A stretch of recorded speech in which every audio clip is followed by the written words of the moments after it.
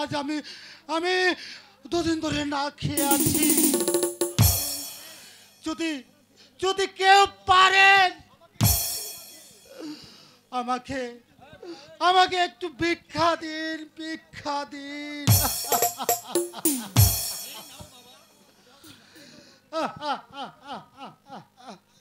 মহাজন সাহেব, কে? এই নিন আপনার ভিক্ষে। অনেক কষ্ট করে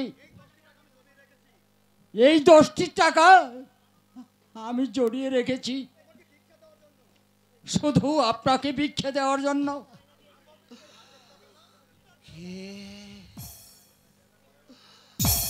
তুমি তুমি হাসেম কাকা না? হ্যাঁ, আমি সেই হাসিম। চিনতে পেরেছেন তাহলে? আপনার এই দৃশ্য দেখার জন্য আমি যে আজও বেঁচে আছি।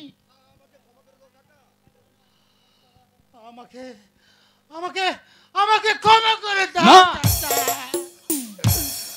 আমি যে অন্যায় করেছি তার শাস্তি আমি পেয়েছি।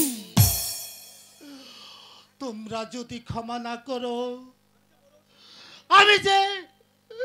আমি যে মরেও শান্তি পাবো না হাসেম কাকা। আমি আমি আপনার পা ধরে বলছি, না, আমাকে ছুবেন না। আমাকে ক্ষমা করে দিন। আপনি এই যাবৎ যে অন্যায় করেছেন তা ক্ষমার যোগ্য নয়। আপনি আল্লাহকে স্মরণ করুন, সে আপনাকে ক্ষমা করে দিতেও পারে, নাও দিতে পারে। আপনি যে অন্যায় করেছেন এই যাবৎ, আপনি কি না করেছেন? আপনি সব করেছেন। এবার দেখুন আপনার অবস্থা।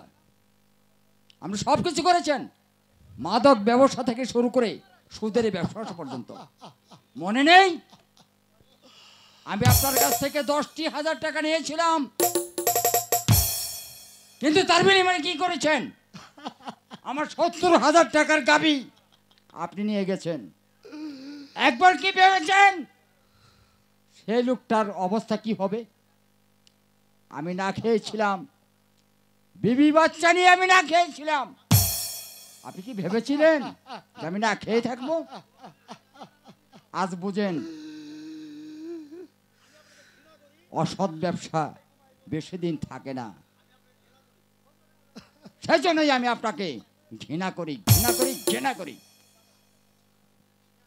হাসেম কাকা, এই নিন আপনার পাওনা 10টি টাকা বাকি ছিল।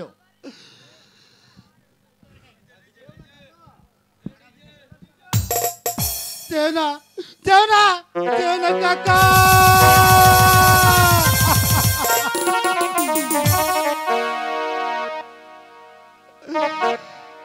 হে সমাজের মানুষ,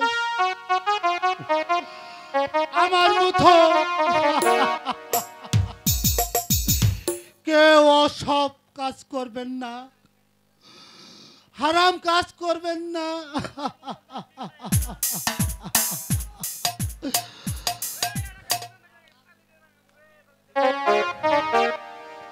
তাহলে যে এই আমার মতো শাস্তি পেতে হবে।